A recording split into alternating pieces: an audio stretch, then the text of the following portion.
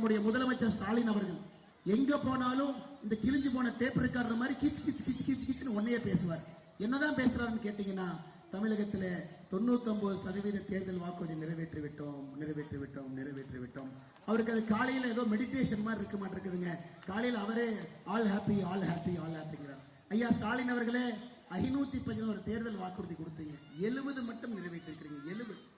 இப்ப ஸ்டாலின் ஐயா சொல்றாரு, நான் கொடுத்த தேர்தல் வாக்குறுதியை மறக்கவும் மாட்டேன், மறுக்கவும் மாட்டேன். ஒத்துக்கிறேங்க ஐயா, கொஞ்சம் செயல்படுத்திட்டீங்கன்னா நல்லா இருக்கும். நீங்க கொடுத்த தேர்தல் வாக்குறுதியை நீங்க மறக்கல ஏத்துக்கிறேன். ஆனா 511 தேர்தல் வாக்குறுதியில வெறும் 70 தேர்தல் வாக்குறுதி மட்டும்தான் நிறைவேற்றி இருக்கிறாங்கம்மா. இன்னைக்கு கனிமொழி அக்கா பாத்தீங்கன்னா, பழச விடுங்க, புதுசா பேசுவோம். இப்பதான் 505 கொடுத்திருக்கோம்ல, அதை பத்தி பேசுவோங்கிறாங்க. எத்தனை நாளைக்கு நம்ம காதுல பூவை சுற்று திராவிட முன்னேற்ற கழகத்தினுடைய தலைவர்கள் இதே போல பேசிக்கிட்டு இருப்பாங்க? ஸ்டாலின் அவர்கள் எந்த அர்த்தத்துல நான் 99% நிறைவேற்றிட்டேன். ஐயா காரைக்குடிக்கு மட்டும் பாருங்க, சிவகங்கை மாவட்டத்திலே கால்நடை மருத்துவக் கல்லூரி தொடங்கணும், கிழிச்சாங்க. 5 வருஷம் எங்க ஐயா ஒரு செங்கலை கூட எடுத்து வைக்கல.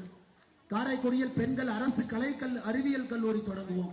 ஐயா அந்த பக்கமே எட்டி கூட பார்க்கல, அவங்க அதை பத்தி எதுவுமே பேசல.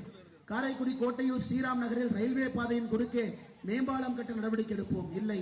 காரைக்குடியில் அரசு ஆசிரியர் பயிற்சி பள்ளி தொடங்குவோம், இல்லை. ஐயா அந்த 511 தேர்தல் வாக்குறுதியில உங்களுக்கு மட்டுமே, உங்க மாவட்டத்தில் மட்டுமே 4 தேர்தல் வாக்குறுதி நிறைவேற்றல. அப்படி இருக்கும் பொழுது எப்படி திராவிட முன்னேற்ற கழகத்தினுடைய தலைவர் அண்ணன் மு.க. ஸ்டாலின் அவர்கள் எப்படிங்க 99% நிறைவேற்றினாங்க?